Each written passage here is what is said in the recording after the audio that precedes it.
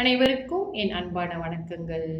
இன்று நம்ம 4ஆம் பாவத்தில் ராகு பகவான் இருந்தால் எப்படிப்பட்ட பலன்கள் தருகிறார் என்று பார்ப்போம். உங்களுடைய லக்கணத்தில் இருந்து எண்ணி வரும் பொழுது 4ஆம் இடம், அந்த இடத்தில் ராகு என்ன செய்கிறார்? இவங்களுக்கு மந்த புத்தி இருக்கும்.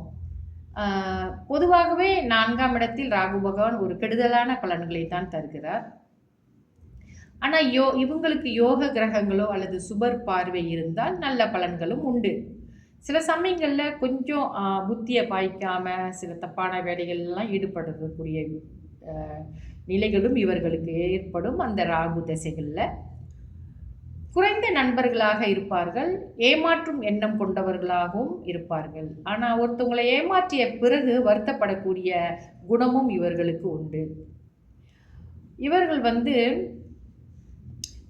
ஒரு ஒரு நட்பு உறவு இந்த மாதிரி எது வச்சிருந்தாலுமே இவர்களுடைய கீழான நிலையில் உள்ளவர்கள், அதாவது இவர்களுடைய படிப்பு குறைவு, இவர்களுடைய அந்த வருமானத்தில் எதுலேயும் இவர்களுடன் பார்க்கும் பொழுது இவர்களுடன் கீழான ஒரு நிலையில் உள்ளவர்களிடமே இவர்களுக்கு அந்த நட்பு உறவு ஏற்படும். உடல் பாதிப்புகளும் இவர்களுக்கு இருக்கும். இவர்களுக்கு பெண் குழந்தைகள் அதிகமாக உண்டு. கடினமான ஒரு மனம், இரக்க குணம் மின்மை இவர்களுக்கு இருக்குது. உறவினர்களுடன் சிறப்பு இல்லாமல் ஒரு சிறப்பான ஒரு உறவு முறை இருக்காது. பிடிவாதம் மிக்கவர்களாக இருப்பார்கள்.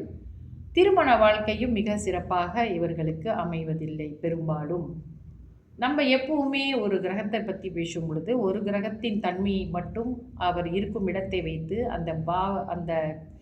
அந்த பாவத்தின் காரகத்துவம், அந்த கிரகத்தின் காரகத்துவத்தை வைத்து தான் நம்ம சொல்கிறோமே தவிர, ஒரு ஜாதகத்தை முழுமையாக பார்க்கும் பொழுது இதனுடைய பலன் எந்த அளவுக்கு இவர்களுக்கு நடைபெறும் என்பதை நாம் குறிப்பிட்டு கூற முடியும் என்பதை நாம் மறந்துவிடக்கூடாது. இருந்தாலும் இந்த பாவத்தில் இந்த கிரகம் இருக்கும் பொழுது எப்படிப்பட்ட பலன்கள் தருவார் என்பதை நம்ம இங்கே தெரிவிச்சுட்டு வந்துட்டு இருக்கோம். தொடர்ந்து என்னுடைய பதிவுகளுடன் இணைந்திருங்கள்.